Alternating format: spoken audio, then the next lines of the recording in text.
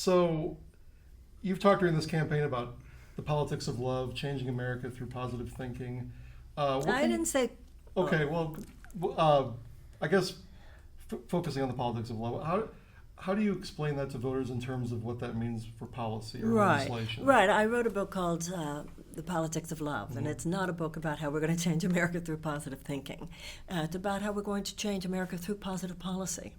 Bad policy got us to where we are, and good policy will help get us back on track.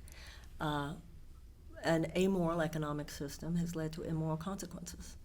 And amoral economic consequences in which short-term profits for shareholders was placed before advocacy for workers, community, and environment has hijacked our government over the last 40 years, and it has corrupted America's value system to the point, obviously, where we have 1% of Americans owning more wealth than the bottom 90%. This has decimated America's middle class, and in my work over the last 35 years, I have worked up close and personal with people whose lives have been affected in very negative ways by all this bad public policy. So holding capitalism accountable is important to me. Not that I'm anti-capitalist at all. I want capitalism with a conscience. But I feel that for the last 40 years, a virulent strain of capitalism has corrupted not only our economics, but our government. I want the millions of chronically traumatized children in this country, in every state in the Union, many of whom are hungry. We have 13 million hungry children in this, the richest country in the world. We have millions of children who go to school in schools that do not even have adequate school supplies.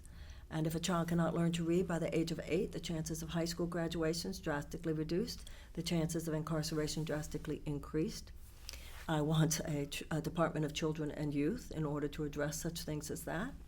I want to deal with a massive World War II style and level mobilization to deal with the climate change reversal that we absolutely must carry out, or we face over the next 10 or 15 years a level of social collapse, perhaps that has not even occurred in the modern era in terms of mass starvation, food shortages, refugee crises, whole swaths of countries, if not continents, that are uninhabitable because of the heat, where food could not be grown. I don't think most economic collapse, I don't think that most people have totally taken in. I think that we do have a consciousness, particularly this week, of the climate crisis, but I think most people are in a state of denial, if not ignorance, of how bad this will get if we do not deal with this. We need a season of repair around all of these things. I also want to deal with racial issues. I want the United States to clean up some of the past so we can have the future we want, both in terms of injustices towards black people in America, descendants of slaves, as well as Native American Indian issues. And I want this country to wage peace. Our national security agenda is almost solely based on endless preparation for war, and you can't back yourself up into peace.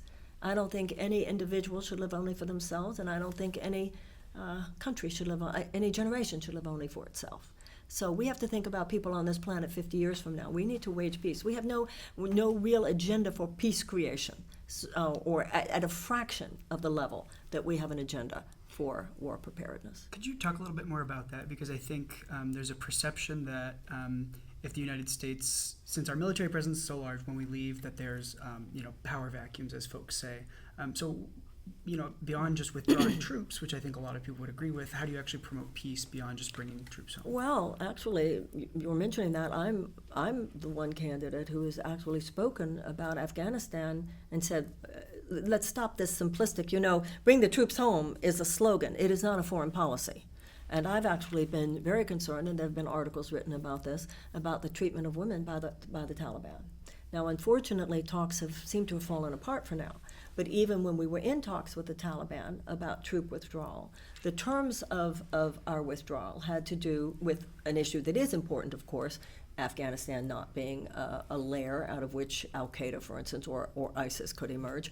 On the other hand, there was no conversation about the women of Afghanistan. So I'm actually a candidate that has made it very clear, like I said, just bring them home is not a foreign policy.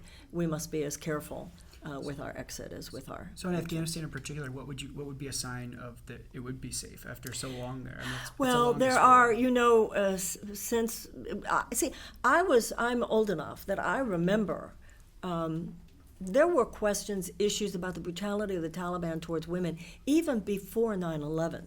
It was a conversation that many American women were already having. The Western world was aware.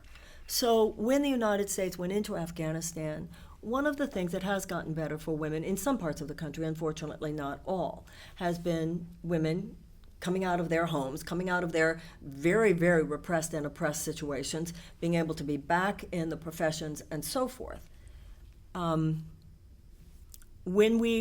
You could say the same thing about how we're going to know for sure that there's not going to be Al-Qaeda, but that's what negotiations are about. And I think the United States could, in those negotiations, do everything possible.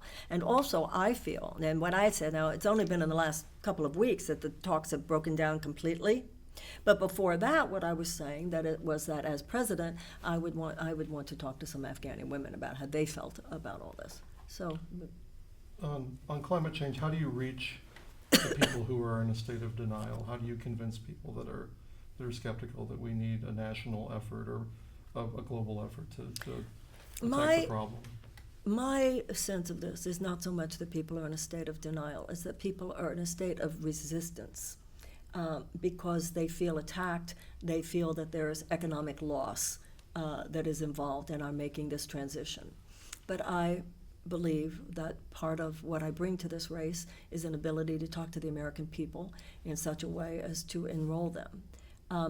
You expect the doctor to tell you the truth. The doctor can't heal you if the doctor doesn't tell you the truth. If the test results come back bad, it's cancer. The doctor's got to tell you that so that then you can discuss healing options. And I feel, in a way, our political leaders have not wanted to sound negative, not wanted to scare people. But the voters are adults. And I believe that the American people do need to know and deserve to know. Now, there was a time. Look at World War II. How could we have won World War II without fossil fuels? So there was a time when there was an appropriateness, and there was also an ignorance about what they represented to the earth ultimately. Now, in 1976, when Jimmy Carter was president, Jimmy Carter had solar panels up on the roof of the White House, and he was talking about going green. I don't know if you realize that. And then in 1980, as soon as Ronald Reagan came in, one of the first things he did was he took the solar panels down. There was a time when perhaps it made sense. It's simply that this is a different era. Now, what I want to say to the great moguls who are heads of companies, which at this point are doing industrial scale harm to the earth, look, guys, I need you. It's not like I'm going to go do this and to hell with you. I need you. Because the same way that the same manufacturing and research, the same creativity, the same engineering, the same development skills that you guys are doing, I need those same skills to transition over to industrial scale repair. Now, one of my favorite stories about World War II is how, because we didn't have a standing army before World War II. So Franklin Roosevelt calls in the big automakers. And he says, gentlemen, this was after Pearl Harbor, obviously. He says, I need this many tanks, I need this many planes, and I need this many ships. And they all said, oh, Mr. President, we're patriotic Americans, and we want to do everything we possibly can, just we got to make our cars, and then after we've made our cars, of course, we'll give you your ships and your planes and your tanks. He said, gentlemen, I don't think you understand. You will not be making any cars until I get my ships and my planes and my tanks. I want to say to the great industrial leaders of the United States, help me here. Help me here. I need what you know how to do. Help me here. And this transition, some people call it cap and adapt, some people call it a just transition. I understand the fear that some people feel. I mean, we have to shift from a dirty economy to a clean economy. This is not any longer, it would be nice. We are in the territory of we must. We must. And I believe that the American people, when my experience of people, when you're honest with them, the American people have nobility, the American people have intelligence. This can't be oppositional. We didn't fight World War II with the Democrats at the throat of the Republicans, we were all Americans. And that's how we have to be about this. And that is my hope. That is my hope, and I believe that if anybody can help make this happen, I can. Among other reasons, because I've been in the private sector. I don't make those guys feel scared. I get you gotta make some money, but I only make money a different way. On green. Well, thanks, Ms. Williamson, Thank for you. your time. Thank Good you luck. so much. Thanks. I appreciate it. Thank you. you. Thanks. Good Thank luck you. tonight. Thank Enjoy. you so much.